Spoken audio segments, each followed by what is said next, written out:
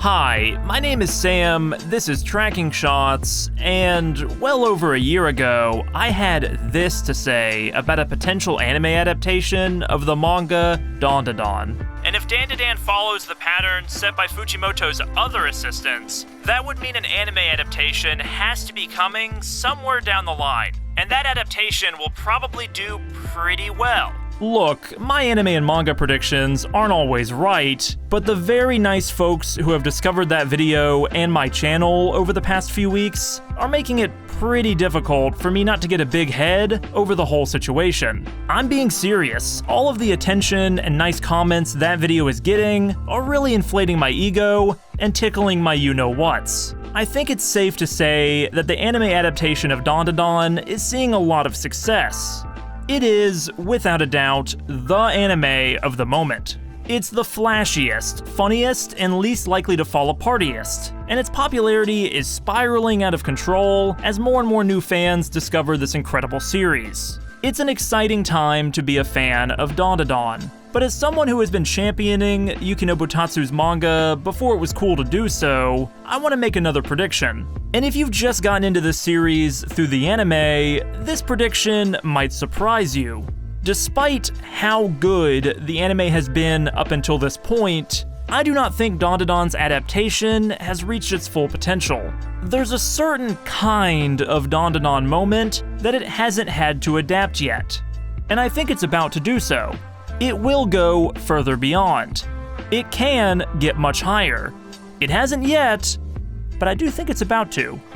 There's a lot to love about Dandadan, but what usually stands out to new fans first is the art. So let's start there. When you begin reading this series, you'll quickly notice this manga loves a good double-page spread.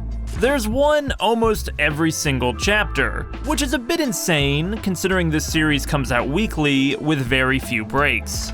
Also, even when a chapter doesn't have an actual double-page spread, where one image takes up all of the possible real estate across 2 pages, it still gets across the same effect using some very creative paneling. Or sometimes, the manga presents a single-page spread with no dialogue at all for an image that happens to work really well vertically. Momo's first encounter with the aliens and Ken meeting Turbo Granny are good examples of this. I'm clarifying this point now because I'm going to be talking about these spreads a lot over the next few minutes, and I want to make it clear that not all of them are actual double-page spreads made from a single image, even though I think they still elicit the same reaction from the reader.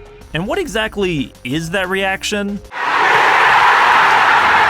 So, I've already spent a lot of time in that other video praising Dandadan the manga for its incredible artwork, but the team over at Science Saru bringing these pages to life are no slouches either. Adapting a manga with this much visual detail cannot be easy, especially when the manga's story is as maximalist as its artwork. Dandadan has a pretty strange story conceit. It's not a manga about aliens. It's not a manga about ghosts or yokai. It's not a battle shonen, and it's not a romance. It's all of those things and more at the same time. Or as one of my commenters put it, what's the premise of Dandadan? Everything. Science Saru is adapting a story where literally anything is possible. And so far, they've made some really clever directing choices that help keep audiences following along.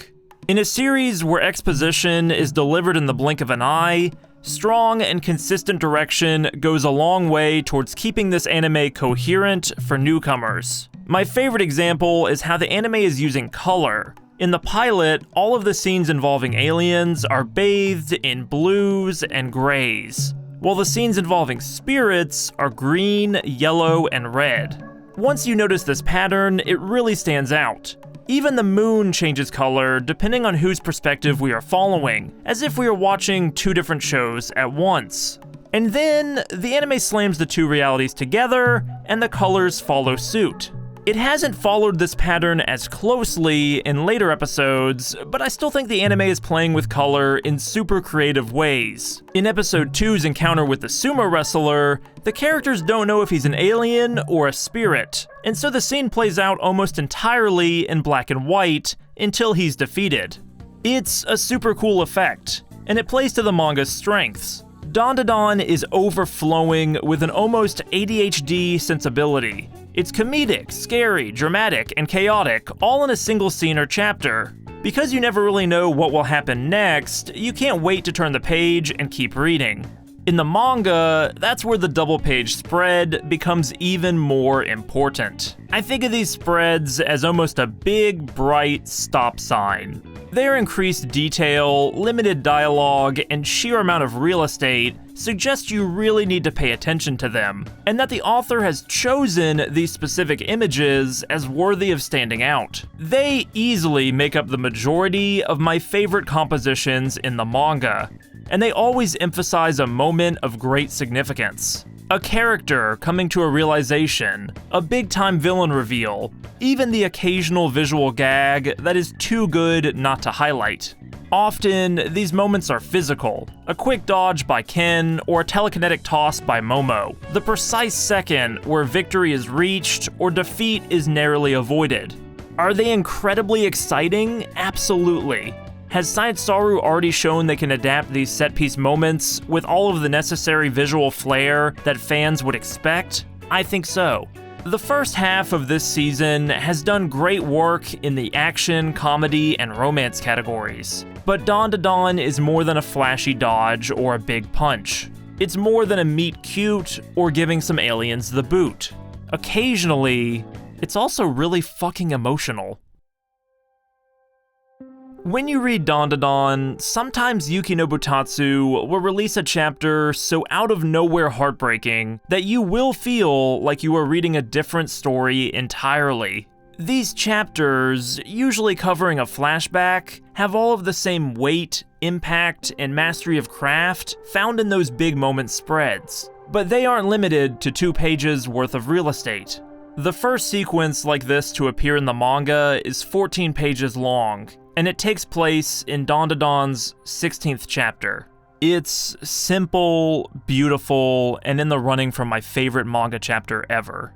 I cried the first time I read it, and I'm almost ready to cry right now thinking about it.